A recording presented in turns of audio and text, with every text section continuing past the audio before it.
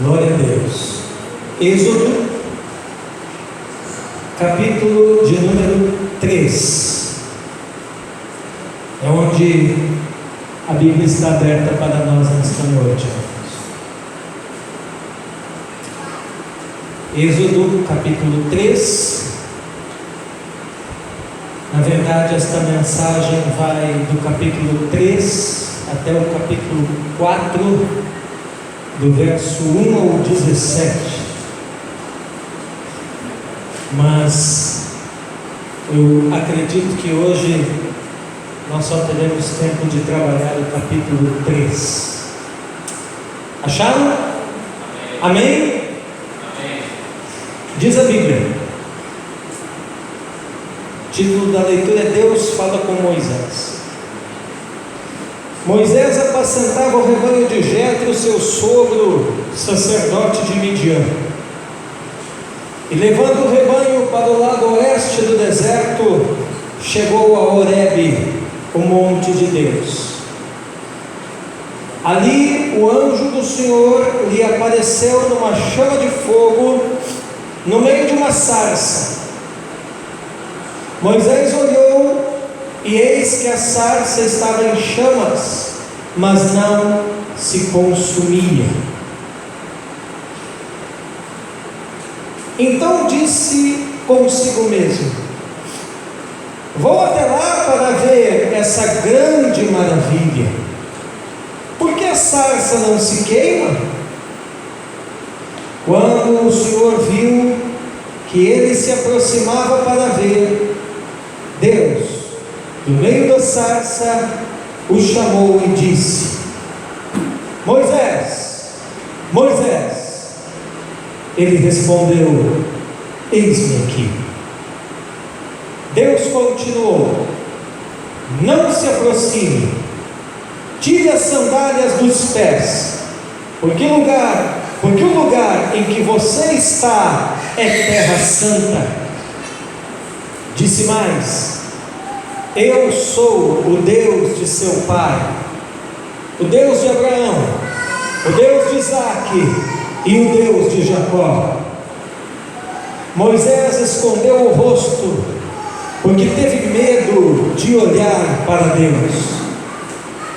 Então o Senhor continuou: certamente vi a aflição do meu povo que está no Egito, e ouvi o seu clamor por causa dos seus feitores. Conheço o sofrimento do meu povo, por isso desci, a fim de livrá-lo das mãos dos egípcios, e para fazê-lo sair daquela terra e levá-lo para uma terra boa e ampla, terra que mana leite e mel, o lugar do cananeu, do heteu, do amorreu, do ferezeu, do heveu e do jebuseu.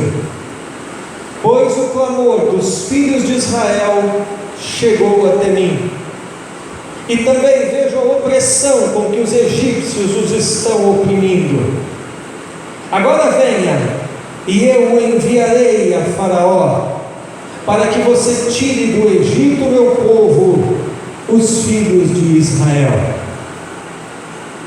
Então Moisés perguntou a Deus: quem sou eu para ir a Faraó e tirar do Egito os filhos de Israel? Deus respondeu: eu estarei com você, e este será o sinal de que eu o enviei. Depois que você tiver tirado o povo do Egito, vocês adorarão a Deus neste monte. Moisés disse para Deus: eis que, quando eu for falar com os filhos de Israel e lhes disser: o Deus dos seus pais me enviou a vocês, eles vão perguntar: qual é o nome dele? E então o que lhes direi? Deus disse a Moisés: eu sou o que sou. Disse mais: assim você dirá aos filhos de Israel: eu sou me enviou a vocês. Deus disse ainda a Moisés: assim você dirá aos filhos de Israel: o Senhor, o Deus dos seus pais, o Deus de Abraão, o Deus de Isaac, o Deus de Jacó, me enviou a vocês. Este é o meu nome eternamente, e assim serei lembrado de geração em geração. Vá, reúna os anciãos de Israel e diga-lhes: o Senhor, o Deus dos seus pais, o Deus de Abraão, o Deus de Isaac, o Deus de Jacó, me apareceu, dizendo: em verdade, eu os tenho visitado e visto o que tem sido feito com vocês no Egito. E prometi tirá-los da aflição do Egito e levá-los para a terra do Cananeu, do Eteu, do Amorreu, do Ferezeu, do Eveu e do Jebuseu, para uma terra que mana leite e mel. E ouvirão o que você vai dizer, e você irá com os anciãos de Israel ao rei do Egito e lhe dirá: o Senhor, o Deus dos Hebreus, veio ao nosso encontro. Agora, deixe-nos ir, caminho de 3 dias ao deserto, a fim de oferecer sacrifícios ao Senhor nosso Deus. Eu sei, porém, que o rei do Egito não os deixará ir, se não for obrigado por mão forte. Portanto, estenderei a mão e ferirei o Egito com todos os meus prodígios que farei no meio dele. Depois disso, o rei os deixará ir. Eu farei com que este povo encontre favor diante dos egípcios, e quando vocês saírem, não será de mãos vazias. Cada mulher pedirá à sua vizinha e à mulher que estiver hospedada em sua casa objetos de prata, objetos de ouro e roupas que vocês porão sobre os seus filhos e sobre as suas filhas, e assim vocês despojarão os egípcios. Amém? Amém. Glória a Deus. Deus me deu esta palavra, irmãos, ontem pela manhã aqui. E o tema sobre o qual eu quero tratar com vocês é Moisés devolvido ao propósito. Amém? Diga comigo: Moisés devolvido ao propósito. Tem muita gente que pensa que o chamado de Moisés se deu aqui no capítulo 3, e de fato Deus o chamou, mas o que o Espírito Santo testificou ao meu coração é que, na verdade, assim como muita gente da Bíblia, sobre os quais nós vamos falar no decorrer deste ano, Moisés, mais do que chamado, aqui no capítulo 3 de Êxodo, ele estava sendo devolvido por Deus ao propósito. E daqui a pouco você vai entender por que eu estou dizendo isso. Mas eu quero começar nessa noite dizendo para os irmãos e irmãs que, no cumprimento da vontade de Deus em nossa vida, no cumprimento da vontade de Deus através da nossa vida, nós já aprendemos aqui nessa casa de ensino profético que 3 aspectos são fundamentais. Quantos aspectos? 3. Temos que discernir fundamentalmente 3 aspectos que estão envolvidos no cumprimento da vontade de Deus em nossa vida e através da nossa vida. E esses 3 aspectos a serem discernidos, vocês já ouviram falar bastante deles aqui em outras ocasiões. Eles são simplesmente propósito, tempo e modo. Amém? Diga comigo: propósito, tempo e modo. Sem discernir esses 3 aspectos, já fica complicado você se expor e ser tocado e impulsionado pelo Senhor em direção ao cumprimento da vontade dele para a tua vida e através da tua vida. O que é propósito? Propósito diz respeito aonde precisamos chegar. Amém? Propósito diz respeito a qual objetivo a ser cumprido, qual meta a ser alcançada. Uma passagem muito conhecida das Escrituras a respeito de propósito é Provérbios 19, 21, onde o sábio diz, Provérbios 19, 21, muitos propósitos há no coração do homem, porém o conselho do Senhor prevalecerá, ou permanecerá.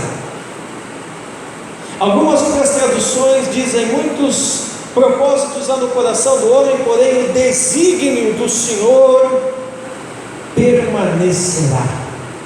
Amém? Então você veja que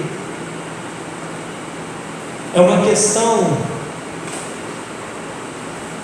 de nós entendermos que o propósito de Deus é o propósito para nós, para a nossa vida, porque o sábio de Provérbios está mostrando claramente que nem todo mundo entende assim, e que nem sempre é assim, que existem inúmeras ocasiões e a nossa convivência no dia a dia com os outros e conosco mesmo mostra claramente isso. Isso o quê? Que muitas vezes o propósito ou os propósitos que nos movem, que nos impulsionam, não são necessariamente o propósito de Deus para a nossa vida. Então, quando o assunto é propósito, nós precisamos compreender que o desafio está justamente nesse nível de alinhamento que se faz necessário. Alinhamento em que sentido? Alinhamento do meu propósito com o propósito do Senhor.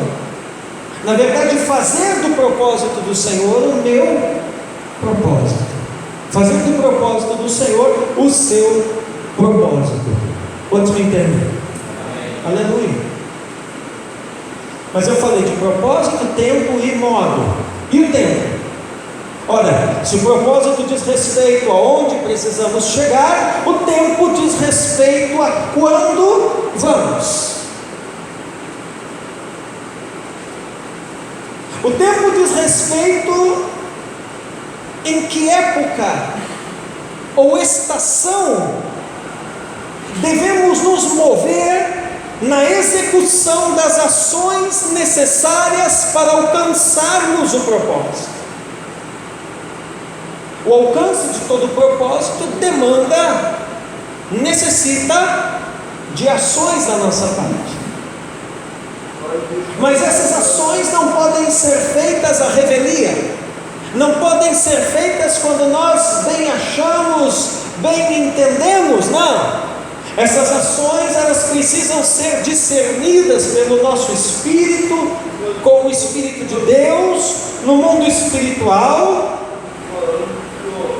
E aí então, nós vamos mover, executando essas ações, no tempo. Que tempo? O tempo de Deus.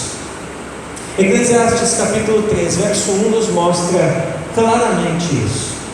Passagem clássica da Bíblia, né? Eclesiastes 3, 1. Tudo tem o seu tempo determinado. Tudo é tudo, inclusive o propósito de Deus na nossa vida.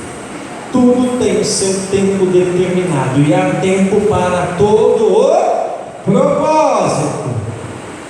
Aonde? Debaixo do céu, ou seja, na terra. Amém? Amém? E o modo?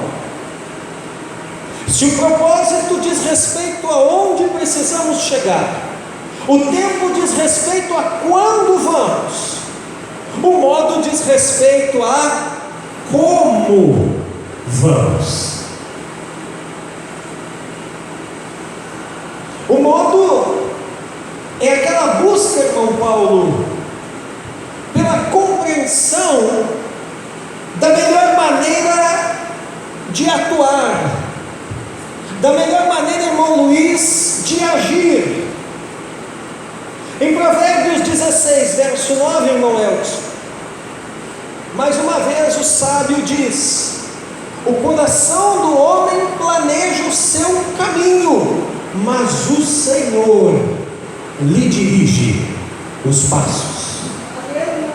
Aleluia. O coração do homem planeja o seu caminho. O coração do homem tem um planejamento, tem um modo, mas o Senhor, ao final de tudo, é que vai dirigir os passos. Amém? Aleluia. Do que eu estou falando, irmão Edmilson, então? Eu estou falando simplesmente nesta noite, igreja, que para cumprir a vontade de Deus é preciso saber aonde vamos, quando vamos e como vamos.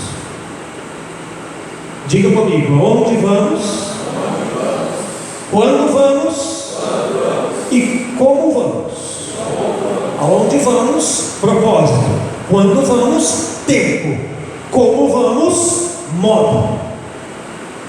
Se você não discerniu essas coisas na tua vida, o mais sábio a fazer é não se mover, até que elas se tornem claras, nítidas. Amém?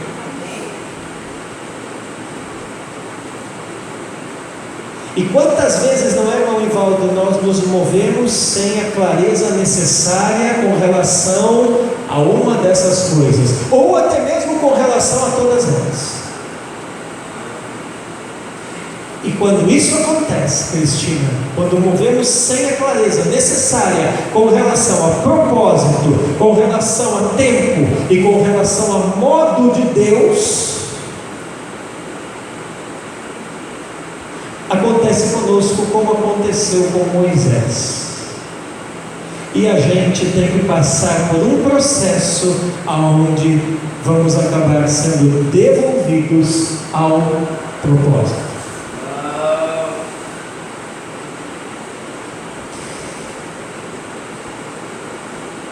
Você fica me ouvindo e pensando, mas afinal de contas, o que Moisés tem a ver com tudo isso? Na verdade, irmãos, essa mensagem que eu estou pregando é uma oração que eu orei aqui antes de ontem. Eu acho até que se eu tivesse gravado eu orando e colocasse aqui, talvez saísse melhor do que eu pregando hoje. Eu confesso para os irmãos que às vezes eu fico em dúvida se eu estou orando ou se eu estou pregando, porque às vezes eu estou orando e parece que eu estou pregando, às vezes eu estou pregando e parece que eu estou orando. Mas fato é que é o que Deus trouxe para o nosso coração. Você veio ouvir a vontade de Deus, né? Então eu vou tentar esclarecer para você o que Moisés tem a ver com isso tudo aqui, a fim de nós compreendermos a devolução de Moisés ao seu propósito. Nós temos que perceber primeiramente qual era esse propósito. Qual era o propósito de Deus para a vida de Moisés? Ora, quem definiu o propósito para Moisés foi o próprio Deus. Êxodo capítulo 3, verso 10 é a passagem da Bíblia que mostra o propósito de Deus para a vida de Moisés. Êxodo capítulo 3, o verso 10 diz assim: vem agora, pois, e eu te enviarei a Faraó para que tires o meu povo, os filhos de Israel, do Egito.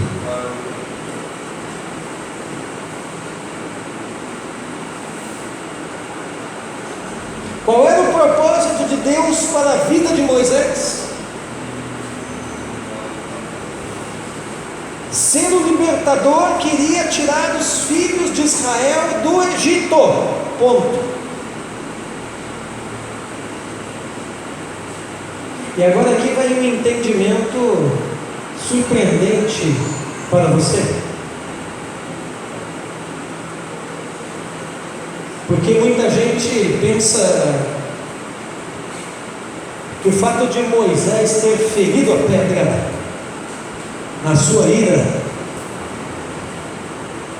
foi aquilo que deixou de fora da terra prometida. Ele morre no alto do Monte Nebo, enxergando toda a extensão da terra ao longe. Mas na verdade, irmãos, eu sou levado a crer que aquele negócio ali de ferir a pedra e tal foi só uma circunstância que esconde por trás de si o real motivo da coisa. Ele não entrou na terra prometida simplesmente porque havia acabado o seu propósito. Ele já havia tirado os filhos de Israel do Egito e os conduzido por dezenas de anos nas suas peregrinações. E eu vou firmar mais ainda esse meu pensamento, encontrando nele também a explicação de por que então Josué não se tornou um líder antes. Por quê? Porque era outro que tinha um propósito. Mas qual era o propósito de Josué? Inserir o povo na terra. Onde finaliza o propósito de um, começa o propósito do outro.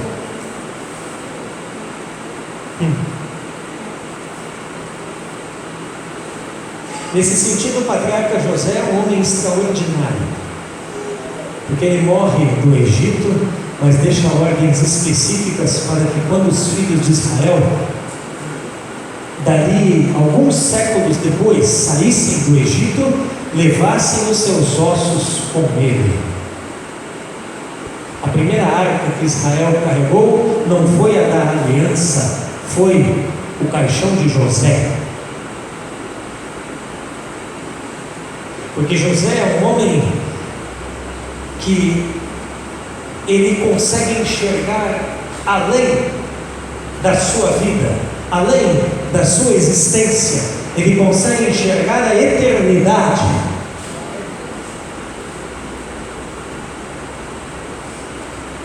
É um homem que cumpre não só plenamente o propósito, mas consegue enxergar além do próprio propósito.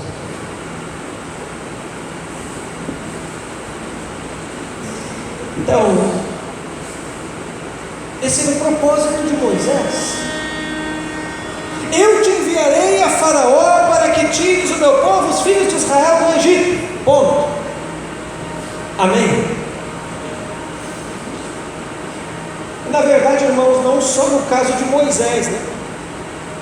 Mas de todos os filhos de Deus. Aqui nós temos uma lição, irmão Armênio. Não só no caso de Moisés, mas de todos os filhos de Deus. Tem filho de Deus aqui? É Deus quem define o nosso propósito.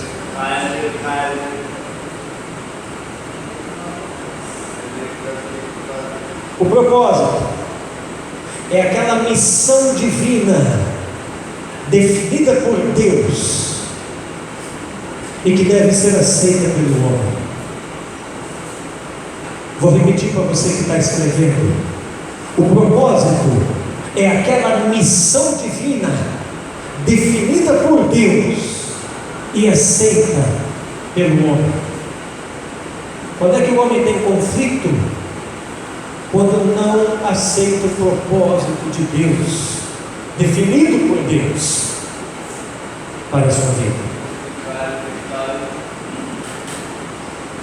Isso na verdade é fruto de orgulho, porque o homem em si próprio é tentado a imaginar, a pensar que sabe o que é melhor para si, até mesmo do que aquele que o criou.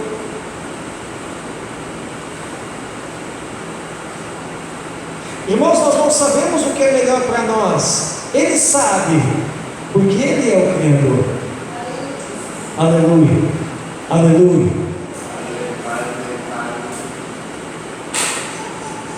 Interessante que em Êxodo 3, verso 10, está especificado o propósito de Moisés.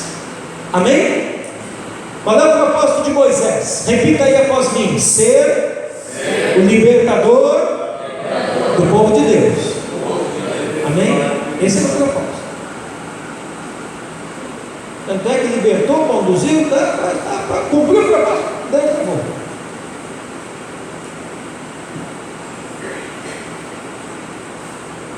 Isso nos mostra uma outra coisa, né?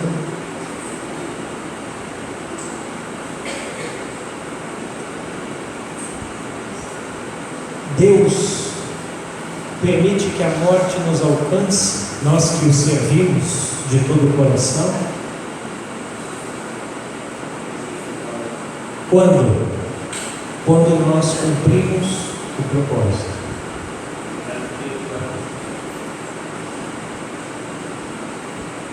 Por isso, quando o diabo mente para você dizendo que vai te matar, como ele já mentiu para mim muitas vezes, você pode rir da cara de Satanás. Por quê? Porque se você sabe no fundo, no seu coração, que você ainda não cumpriu o seu propósito, isso que Satanás está dizendo não passa de um blefe.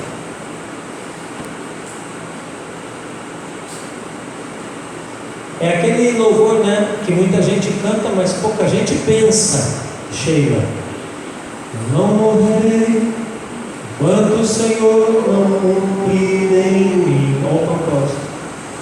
Todos os planos que Ele mesmo sonhou para mim. Quem é que sonhou os planos dele para você? Deus. Aí vem a sua parte: eu quero viver em santidade, em adoração. Essa é a sua parte. Pois é só dele, somente dele o meu coração. Exclusividade de coração para Deus é requisito indispensável para você cumprir o propósito. Se o seu coração for dividido com outros senhores, outros deuses, aí você não cumpre o propósito. Por quê? Porque Deus não te compartilha com ninguém.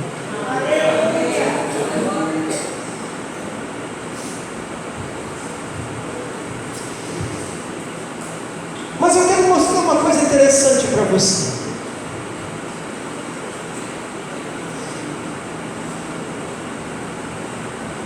Se o propósito de Moisés em Êxodo 3:10 é ser o libertador do povo de Deus, no capítulo 4, verso 22, eu não vou pregar hoje sobre o capítulo 4, mas eu quero ler só o verso 22. Por que o verso 22 é importante? Porque Deus revela o seu propósito para Israel. E aí nós entendemos o quê? Que Deus tem propósitos individuais e Deus tem propósitos coletivos, para pessoas, para famílias, para nações, para igrejas. Amém? Olha ali, capítulo 4, verso 22 do Êxodo, diz assim: então dirás a Faraó: assim diz o Senhor, Israel é meu filho, meu primogênito. O que ele ia dizer para o Faraó? Israel é meu filho, meu primogênito. O que esse versículo está mostrando, irmãos? Que o propósito de Deus para a nação de Israel é ser uma nação de primogênitos. O que é o primogênito? É o mais velho, é o primeiro gerado em uma família. Ora, se supõe que se alguém é primogênito, outros se seguirão. Portanto, se a nação de Israel tem como propósito ser nação de primogênitos para Deus, isso significa que essa nação conduziria demais povos e nações a se tornarem verdadeiros filhos de Deus. Então, qual é o propósito da nação de Israel? Ser uma nação sacerdotal, ser uma nação de primogênitos, a partir dos quais a mensagem, a palavra, o poder, o reino, a glória, a vida de Deus se espalharia e alcançaria outras nações da terra, que se converteriam, arrependendo-se dos seus pecados e tornando-se filhos e filhas de Deus. Amém? Quando perguntar para você, você nunca mais vai esquecer qual é o propósito da nação de Israel: é ser uma nação de primogênitos. Amém? Mas você continua olhando para a minha cara com esse ponto de interrogação em cima da cabeça. E aí você está pensando assim: o que tem a ver uma coisa com a outra? Bom, é que ambos estes propósitos, o de Moisés ser o libertador dos filhos de Israel, e o de Israel ser a nação primogênita para este mundo, ambos os propósitos se entrelaçam, ambos os propósitos se relacionam. E aonde que isso aparece? E agora eu vou voltar mais ainda no tempo, lá na era dos patriarcas, e eu quero que você me acompanhe em Gênesis capítulo 15, verso 13 e 14. Lá em Gênesis capítulo 15, verso 13 e 14. O capítulo 15 fala da aliança de Deus com Abraão. E o verso 13 e 14 diz assim: então o Senhor me disse: fique sabendo com certeza que a sua posteridade será peregrina em terra alheia, será reduzida à escravidão e será afligida durante 400 anos. Mas eu castigarei a nação que os escravizar, depois eles sairão com muitas riquezas. Que passagem é esta? Essa passagem é uma passagem onde o patriarca Abraão, o pai da nação de Israel e de todos os que têm fé, amém? Entra em aliança com Deus. Entra em aliança com Deus. E em aliança com Deus, Deus leva Abraão a enxergar séculos de história dos seus descendentes à sua frente. A máquina do tempo existe. Ela se chama aliança com Deus. Quem tem aliança com Deus bem pode experimentar experiências como estas que Abraão experimentou, que Isaías experimentou, profetizando 600 anos à sua frente, que Daniel experimentou, vendo coisas dos fins dos tempos, que João, o apóstolo em Patmos, experimentou, subindo em espírito ao trono de Deus, ao céu, aleluia, aliança com Deus, é a máquina do tempo.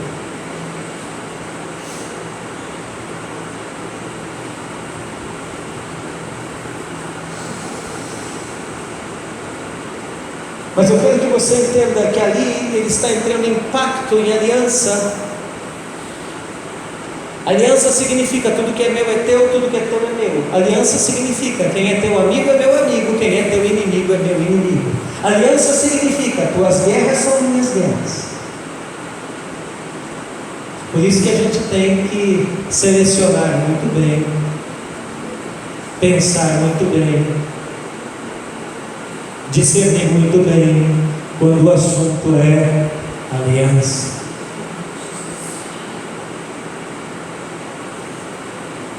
E na verdade, se você for ler o contexto do capítulo 15, foi muito mais Deus que entrou em aliança com ele do que ele com Deus. Mas eu não vou entrar no mérito disso, porque eu não quero trabalhar no capítulo 15. Eu só estou citando para você entender, no final das contas desta noite, como que Moisés, em Êxodo capítulo 3, é devolvido ao propósito.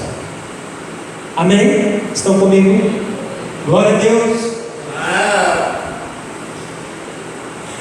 Então Deus fala com Abraão e mostra que os seus descendentes, ora, você conhece a história? Abraão tem um filho, o filho da promessa, Isaac. Isaac tem um outro filho, Jacó. Jacó tem um encontro com Deus e sua personalidade é mudada e ele passa a ser chamado por Deus de Israel. Israel tem quantos filhos? 12. Dentre estes filhos de Israel existe um chamado José.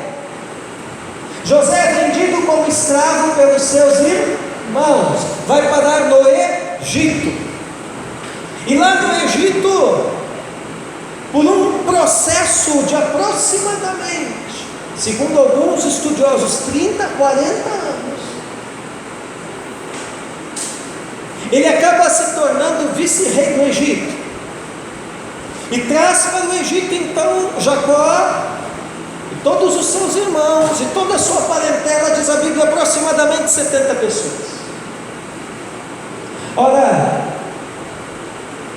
aquela geração multiplica-se, aquela geração de José passa, morre, e vem os filhos, e vem os netos, e vem os bisnetos, e eles se tornam numerosíssimos na terra, e o Egito passa a ser governado por um outro faraó que não conhecera José, e este outro faraó, ele tem uma política populacional diferente dos seus antecessores, até mesmo porque acredita-se que ele era de uma outra raça, de uma outra dinastia, mas eu não vou entrar nisso também, porque meu assunto não é as dinastias do Egito nessa noite.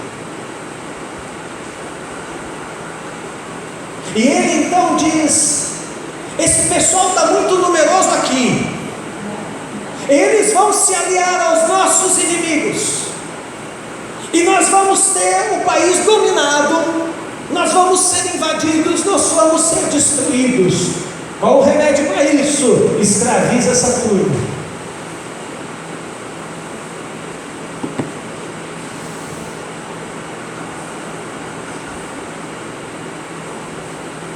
Mas ainda assim, os escravizando, eles não param de multiplicar. Então Satanás sopra na mente de Faraó uma ideia diabólica. Só tem uma maneira desse povo parar de multiplicar, desse povo ser misturado e absorvido pelos costumes, pela cultura, pela língua, pelas tradições e sobretudo pela religião e pelos deuses do Egito. Que forma é essa?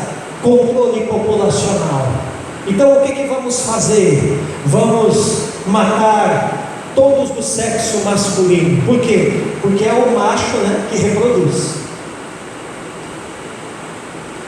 Vamos deixar só as fêmeas, só as mulheres. Por quê? Porque aí então elas vão ter que reproduzir com egípcios. E aí então Faraó dá ordem de jogar todos os meninos de determinada idade, recém-nascidos, nas águas do Nilo. E Moisés está nesse contexto. Aí você conhece a história. A mãe chama Joquebede, a irmã chama Miriam, o irmão chama Arão. O pai e a mãe eram da tribo de Levi.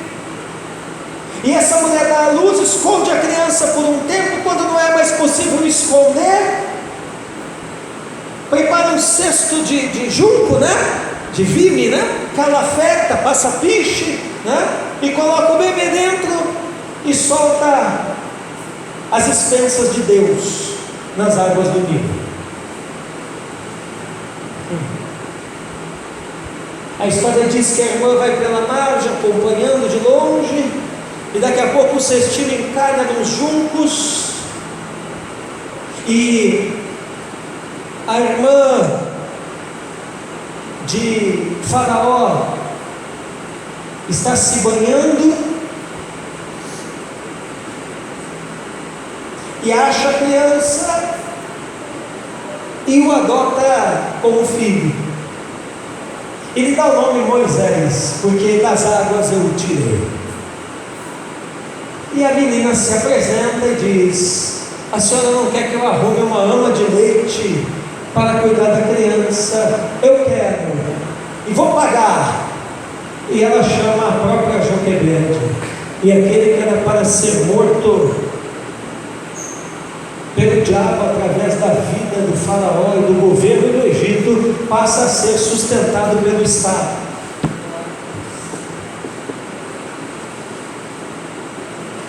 E quando ele é desmamado, é levado para o palácio do Faraó.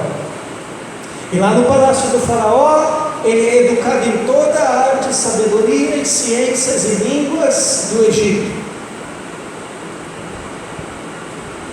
E ele é considerado príncipe. Ora, claro, era adotivo da família real.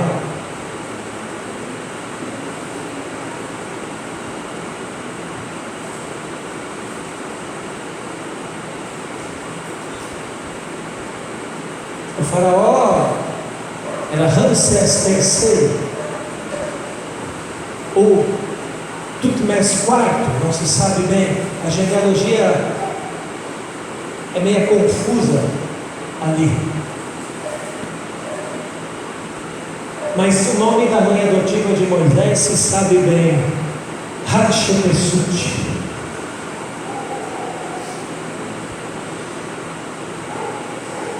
E aí nós chegamos no livro de Êxodo, no capítulo de número 2.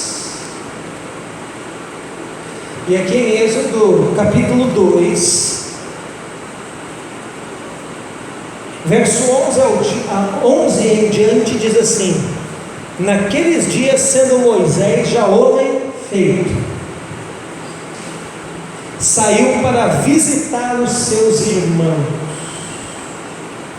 e viu o trabalho pesado que fazia. De alguma forma, antes mesmo de Deus falar, ele já sabia quem ele era e qual era o seu propósito.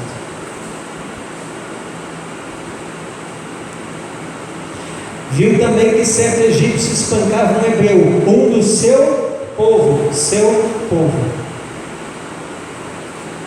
Olhou para os lados e vendo que não havia ali ninguém, o que ele decide fazer, irmã Rosanane? Ele decide começar a cumprir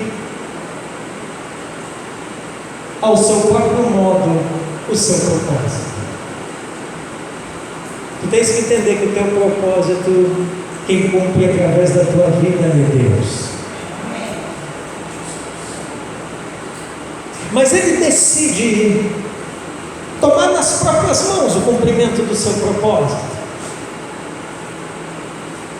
Ora, e nada mais mais natural para um libertador do que matar os inimigos do seu povo. Ele olha para os lados, diz o verso 12, e vendo que não havia ali ninguém, matou o egípcio e escondeu o corpo na areia.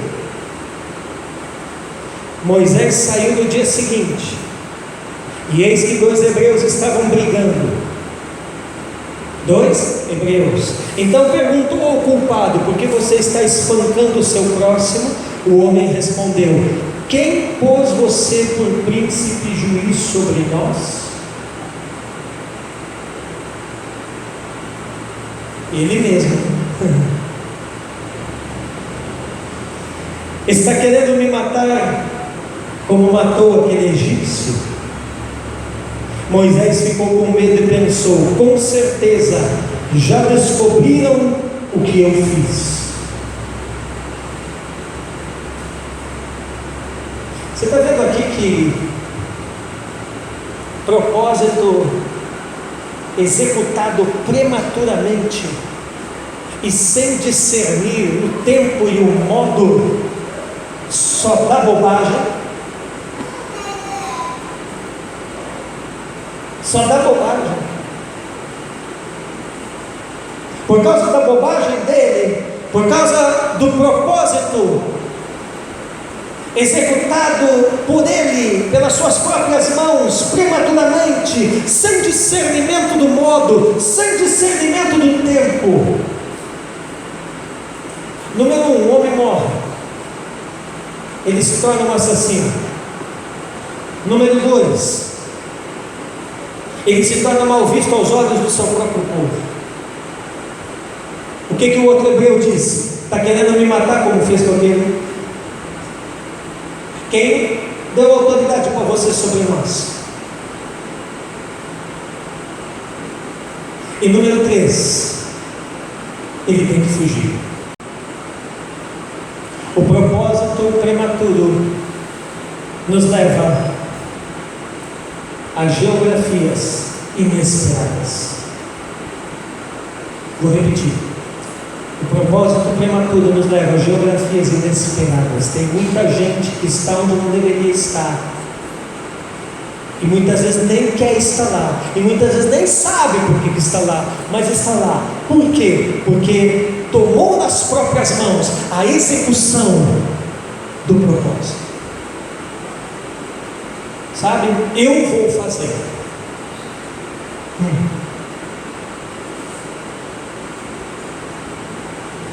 Eu vou fazer. Afinal de contas, Deus não me chamou para ser o libertador. Eu sou o libertador. O que está acontecendo? Está dando briga? Eu vou fazer. Mata esse cara.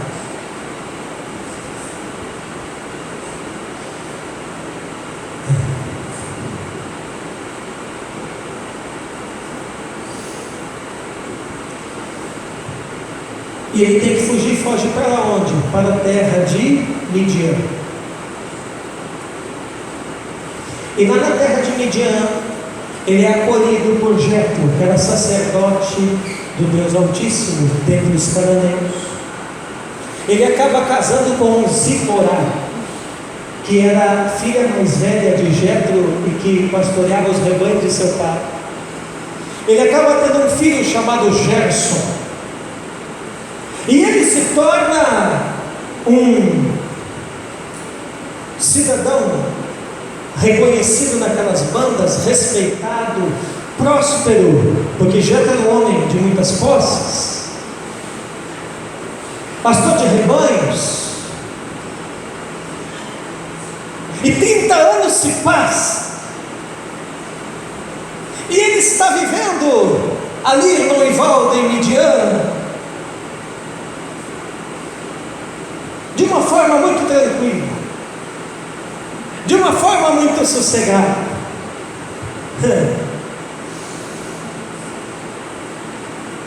Mas Deus não esqueceu do propósito.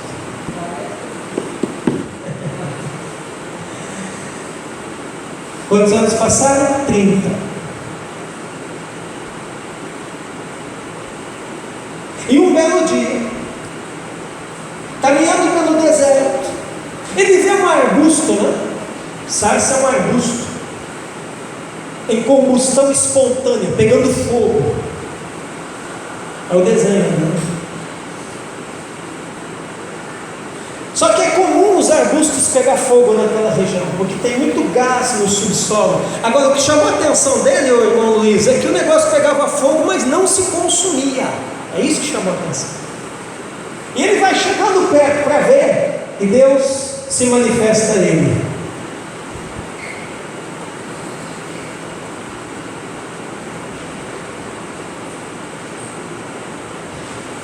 Primeira coisa que Deus diz: tira a sandália do pé, porque o lugar que pisa é terra santa. Ou seja, você não vai entrar no propósito nos teus passos, do teu jeito. Você vai entrar no propósito meu para a tua vida, do meu jeito. E ele entra descalço. Tem muita gente que Deus vai arrancar a sandália. Vai ter que tirar. Tirar a sandália na cultura oriental significa reconhecimento da autoridade de alguém sobre um determinado território. E aí Deus começa a falar com eles: eu sou o Deus dos teus pais. Deus é o Deus de gerações, né? E Deus volta lá na raiz. Tem muita gente que vai ser levado à raiz. Deus de Abraão, Deus de Isaac, Deus de Jacó. E Deus começa a falar com ele e dizer: olha, eu vi a aflição do meu povo no Egito, eu ouvi o clamor deles. Em outras palavras, né? Você fugiu de lá porque meteu os pés pelas mãos, está 30 anos aí vivendo numa boa, né? Mas eu não esqueci, Deus diz. Eu não deixei de ouvir, não. Eu não estou deixando de ver. Irmãos, tem muita gente enganada por aí, achando que Deus não está ouvindo, que Deus não está vendo, que Deus esqueceu. Não esqueceu nada. E Deus diz assim: agora casou, né? Filhão, mulherão, sogrão, tendão, rebanhão. Agora é o seguinte: larga isso tudo e eu vou te devolver ao propósito. Volta lá para o Egito. E ele fica apavorado. Volta lá para o Egito. O que é que eu vou fazer no Egito? Você vai encarar Faraó.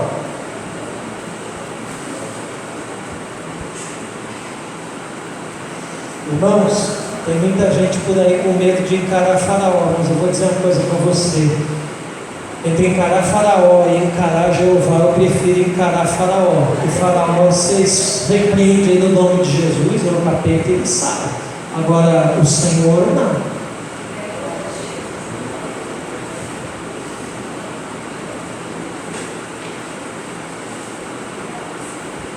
Eu já vou encerrar para nós ceiar.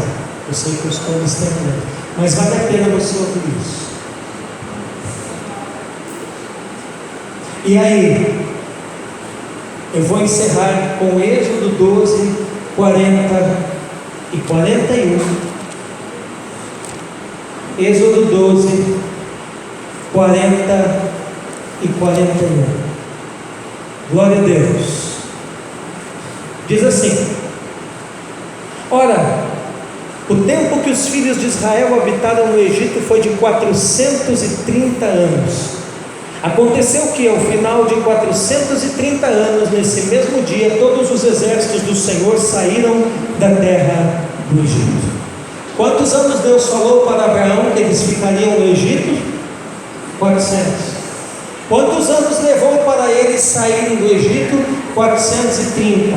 Deus se enganou? Não. É que 30 anos foi a bobagem que Moisés fez, querendo executar o propósito, sem discernir o modo, sem discernir o tempo, querendo fazer pelas suas próprias mãos. E ele aumentou em 30 anos a escravidão do povo de Deus no Egito. Vamos ficar em pé.